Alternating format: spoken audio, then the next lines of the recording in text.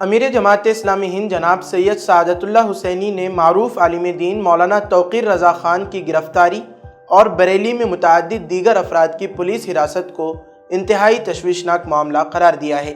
انہوں نے کہا ہے کہ یہ ہمارے ملک کو فرقہ وارانہ سیاست اور نفرت پر مبنی طرز حکمرانی کی طرف دھکیلنے کی خطرناک علامت ہے۔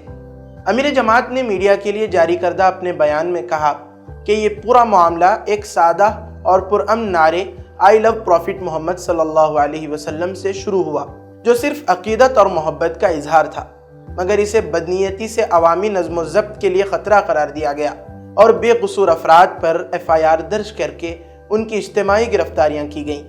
یہ عمل ہندوستان کی اس تہذیبی روایت پر کھلا حملہ ہے جو فرد کے احترام، مشترکہ تہذیب اور بقائے باہمی پر قائم رہی ہے۔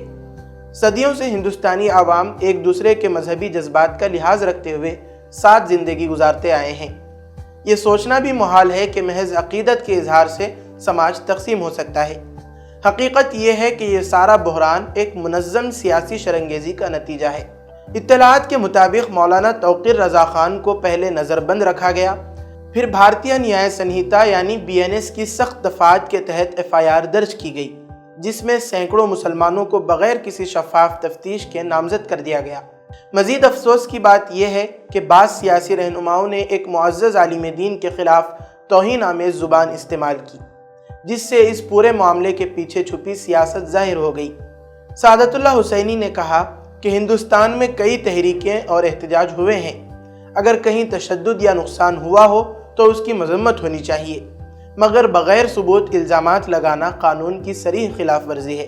انہوں نے یاد دلایا کہ ماضی میں اسی طرح کے احتجاج سخت دفعات کے بغیر بھی قابو میں آئے تھے۔ کسی مخصوص طبقے کو مجرم ٹھہرا کر انتقامی کارروائی کرنا نہ صرف دستور ہند کی روح کے خلاف ہے بلکہ شفاف حکمرانی کے بھی برخلاف ہے۔ ان کے مطابق آج جو منظرنامہ سامنے ہے وہ دراصل ریاستی اداروں اور قانون نافذ کرنے والے عملے کا سیاسی مقاصد کے لیے بے جا استعمال ہے۔ انتخابات قریب آتے ہی ذاتوں اور گروہوں کو بانٹنے، بے اعتمادی پیدا کرنے اور سماجی تانے بانے کو نقصان پہنچانے کا یہ سلسلہ دہرایا جاتا ہے، جو نہایت ہی خطرناک ہے اور جمہوری اقدار کو کھوکھلا کرتا ہے۔